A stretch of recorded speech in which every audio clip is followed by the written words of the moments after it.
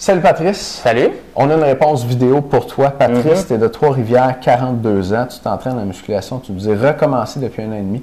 5 pieds 11, 221 livres, 30 de gras. Veux-tu lire la question? Certain. Bonjour messieurs, je suis votre programme d'entraînement depuis 3 mois en mettant en pratique les conseils d'Étienne, soit je prends un shake avant et après, en plus de boire du Gatorade pendant l'entraînement. Good job. Cool, good job, ouais. Par contre, pour perdre ma ceinture de graisse que je déteste, je prends des shakes sans sucre et j'aimerais savoir si c'est correct. De plus, avant chaque entraînement, je fais 20 minutes de vélo intervalle, soit 2 minutes normales et 1 minute rapide. Il est à noter que je m'entraîne 4 jours semaine. Merci de votre réponse. OK, Patrice, pour les shakes sans sucre, oui, tu fais bien. Dans le fond, toi, tu veux perdre ton gras.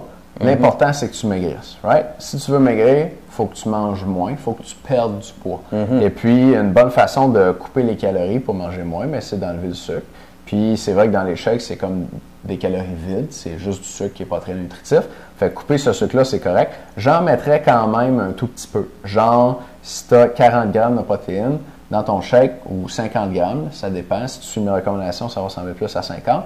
Ben, je mettrais quand même un 10 grammes de sucre dedans, juste pour comme donner plus d'énergie, un petit fond d'énergie à tes muscles pendant ton entraînement. Puis après ton entraînement, pour récupérer plus rapidement aussi. Si tu mets un peu de sucre, ça va faire du bien à ton corps. Si tu mets juste des protéines, c'est un peu stiff.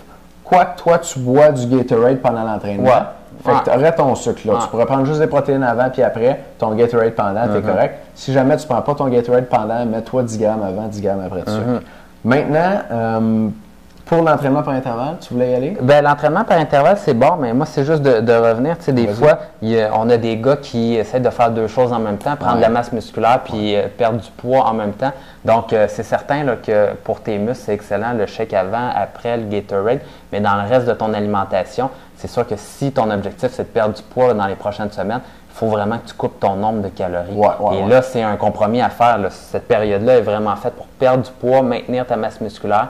Et par la suite, tu reprendras là, vraiment une phase de gain de masse musculaire.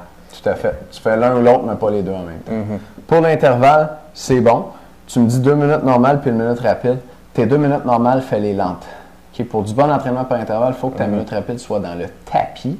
Puis tes minutes normales, tu pourrais même arrêter de pédaler. Ou les faire super lentement. Le but de l'intervalle de récupération, c'est de récupérer le plus possible pour l'intervalle d'effort. L'entraînement par intervalle, ça se passe dans l'intervalle d'effort. Il faut que tu te pousses au maximum pendant cet intervalle-là. Et puis pour ça, il faut que tu aies bien récupéré dans l'intervalle d'avant. Fait que 2 minutes normales, 1 minute rapide, c'est pas bon. C'est 2 minutes lent, presque rien, 1 minute dans le tapis. C'est même ça marche.